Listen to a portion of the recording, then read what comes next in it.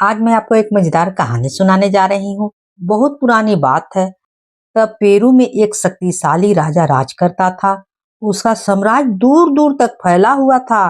राजा के संदेश लाने और ले जाने के लिए दरबार में संदेश वाहकों की एक टोली काम किया करती थी। हुलाची नाम का एक व्यक्ति उस टुकड़ी का मुखिया था। राजा हुलाची पर बहुत विश्वास करता था। अगर राजा को कोई अत्यंत महत्वपूर्ण और गुप्त संदेश भेजना होता तो वह हुलाची को ही सौंपता था। हुलाची बहुत वीर और दयालु स्वभाव का था। शुरू शुरू में तो सब ठीक ठाक चलता रहा, लेकिन अब उसका स्वभाव ही उसके रास्ते का रोड़ा बनने लगा। हुलाची किसी को भी दुखी नहीं देख सकता था। अगर वह रास्ते में किसी दीन दुखी को देखता तो वो सारा काम काज छोड़कर उसकी सेवा में जुट जाता। उस समय वह बिल्कुल भूल जाता था कि राजा ने उसे एक महत्वपूर्ण संदेश देकर भेजा है जिसे तुरंत पहुंचाना है। कई बार इस कारण से राजा के संदेश विलंब से पहुंचते। इससे कभी कभी नुकसान भी हो जाता था। एक दिन राजा को पता चला तो वे बहुत गुस्सा हुए।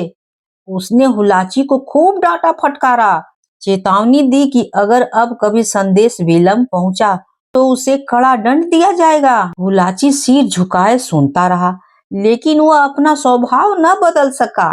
एक बार वह राजा का संदेश लेकर जा रहा था तो उसने एक व्यक्ति को बेहोश पड़े देखा। वो वहां रुकने को हुआ, लेकिन तभी उसे राजा की चेतावनी याद आ गई। वह मन मारकर आगे बढ़ गया और सारे रास्ते उसका मन उसे कचोटता रहा। एक बार हुलाची संदेश लेकर पहाड़ी रास्ते में जा रहा था। आकाश में बादल घिरे हुए थे, वर्षा हो रही थी। तभी उसने एक बुढ़िया को फिसलकर गिरते देखा। उसने झट से दौड़कर बुढ़िया को पकड़ लिया। अगर हुलाची समय पर नहीं पहुंचा होता तो बुढ़िया हजारों फीट गहरी खाई में गिर जाती। लेकिन फिर भी बुढ़िया को काफी चोट आई थी। पत्थर से टकराकर उसका सिर फट गया था और खून बह रहा था। बुढ़िया बेहोश हो गई थी। हुलाची धर्म संकट में पड़ गया।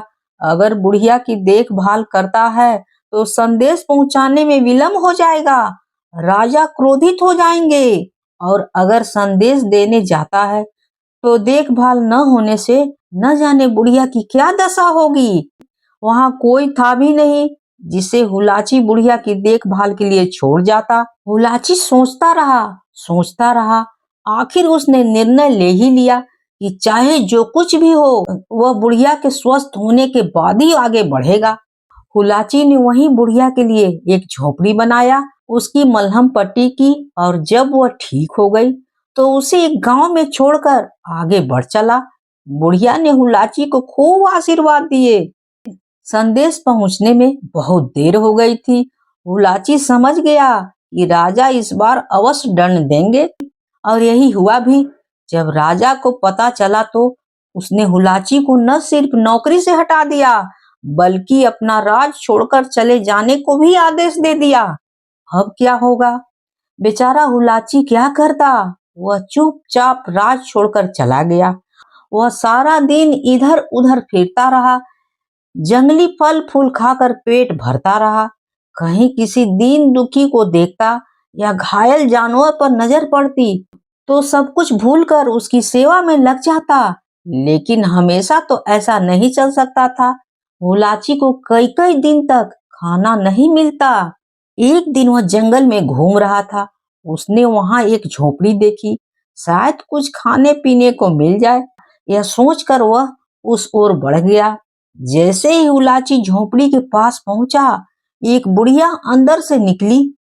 यह वही बुढ़िया थी जिसे हुलाची ने खाई में गिरने से बचाया था। बुढ़िया भी उसे पहचान गई। वह हुलाची को झोपड़ी में ले गई और उसे भर पेट भोजन कराया। खाना खाते समय हुलाची की आंख में आंसू आ गए। आज न जाने कितने दिन बाद उसने पेट भर भोजन किया है। बुढ़िया ने पूछा तो हुलाची ने सारी कहानी बता दी। सुनकर बुढ़िया ने एक जोड़ी चप्पल हुलाची को दी। बोली, बेटा इन्हें पहन ले। हुलाची आश्चर्य से बुढ़िया को देख रहा था। बात उसकी समझ में कुछ नहीं आ रही थी। बुढ़िया हुलाची के मन की बात समझ गई। मुस्कुराकर बोली, बेटा, यह चप्पलें उड़ने वाली हैं। मैं एक जादूगरनी हूँ। मैं इतने दिनों से किसी ऐसे आदमी की तलाश में थी जो निस्वार्थ भाव से परोपकार करता हो। तू सचमुच में बहुत अच्छा इंसान है। ये चप्पलें तेरे बहुत काम आएंगी। इन्हें पहनकर तू जहाँ चाहे वहां जा सकेगा। जरा भी देर नहीं लगेगी, समझे? हुलाची जादुई चप्पलें पहनकर बाहर आ गया। उसने उड़ने की बात सोची तो सचमुच में वो हवा में उड़ने लगा। यह देखकर वो बहुत प्रसन्न हुआ और बुढ़िया को धन्यवाद देकर वापस चला गया। अब हुलाची फिर राजा के पास पहुंच गया। राजा से कहा कि उसे फिर से नौकरी पर रख लिया जाए। अब वह बिल्कुल ठीक ठाक काम करेगा। राजा हुलाची को अच्छा आदमी समझता था। उसका गुस्सा भी उतर चुका था। उसने हुलाची को फिर से नौकरी पर रख लिया। हुलाची उन जादुई चप्पलों की मदद से पलक झपकते ही संदेश यहाँ से वहां पहुंचा देता था। इससे राजा बहुत खुश हुआ। एक दिन हुलाची संदेश लेकर उड़ा जा रहा था। एकाएक उसने नीचे देखा, एक आदमी एक चट्टान पर खून से लथपथ बेहोश पड़ा था। हुलाची आगे न जा सका। उसने वहीं उतरकर उस आदमी की मलहम पट्टी की, फिर आगे बढ़ गया। इस बार संदेश पहुंचाने में फिर देरी हो गई थी। राजा ने फिर उसे बुलाकर कहा। हुलाची ने मन ही मन निश्चय किया कि वो अपने काम से काम रखेगा, किसी और नहीं देखेगा और खाली समय में ही दीन दुखियों की सहायता का काम करेगा। एक दिन हुलाची एक जंगल से जा रहा था। तभी न जाने क्या हुआ, उसने देखा वह जमीन पर खड़ा है। वो उड़ते उड़ते एकाएक धरती पर कैसे आ गया? हुलाची ने फिर से उड़ने की इच्छा की, लेकिन कई बार इच्छा करने के बाद भी वह उड़ नहीं सका। उसी जगह खड़ा रहा। हुलाची ने सोचा शायद जादुई चप्पलों का प्रभाव खत्म हो गया है। वह खड़ा खड़ा सोच ही रहा था कि तभी वह बुढ़िया वहां आ गई। उसे देखते ही हुलाची ने सब कुछ बता दिया। सुनकर बुढ़िया ने आश्चर्य से सिर हिला दिया। बोली, बेटा, ऐसा कभी नहीं हो सकता। ये चप्पलें तो बहुत चमत्कारी हैं। ला, मैं देखूं क्या बात है इसमें। बुढ़िया ने चप्पलें स्वयं पहनी तो वह एकदम आकाश में उड़ने लगी। यह देखकर हुलाची चक्कर में पड़ गया। यह मामला क्या था, समझ में नहीं आ रहा था। उसने बुढ़िया से चप्पलें लेकर पहन ली, लेकिन वह नहीं उड़ सका। समझ में नहीं आ रहा था उसे। फिर तो कई बार ऐसा हुआ। बुढ़िया ने जब भी चप्पलें पहनी वह आकाश में उड़ने लगी और हुलाची उड़ नहीं सक रहा था। यह देखकर बुढ़िया बोली, बात मेरी समझ में नहीं आ रही है कि यह रहस्य क्या है। तभी हुलाची की नजरें सामने गई। उसने देखा एक गाड़ी के नीचे एक घायल कबूतर पड़ा हुआ है। वह दौड़कर वहां पहुंचा। उसने कबूतर की मलहम पट्टी कर दी और इस बार जब उसने चप्पलें पहनी तो वह एकदम आकाश में उड़ गया। हुलाची तुरंत नीचे उतर आया।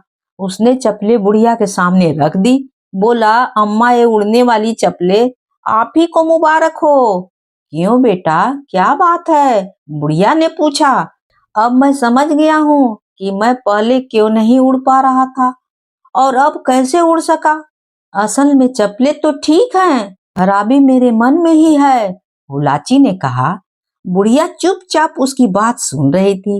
हुलाची कहता गया, सामने घायल कबूतर पड़ा था और मैं उसे छोड़कर उड़ जाना चाहता था, इसलिए मेरे मन ने मुझे रोक दिया। तेरी जादुई चप्पलें भी मन के सामने बेबस हो गई। मेरा मन उस घायल कबूतर का आवाज सुन रहा था। यही कारण था कि कबूतर के ठीक होते ही चप्पलों का जादुई वापस आ गया। इसलिए मैं तो इसके बिना ही ठीक हूँ। आज मैं समझ गया हूँ कि मुझे क्या करना चाहिए। मैं वही करूँगा और उस काम के लिए मुझे इन जादुई चप्पलों की कोई आवश्यकता नहीं है। सुनकर बुढ़िया हंस पड़ी। बोली, बेटा, तूने ठीक कहा। मन के जादू के सामने हर जादू बेकार है। तू दीन दुखियों की सेवा कर, उसी जादू से तुझे सुख मिलेगा। बस उन दिनों से हुलाची ने सारे काम छोड़ दिए वह दीन दुखियों की सेवा करता हुआ घूमने लगा।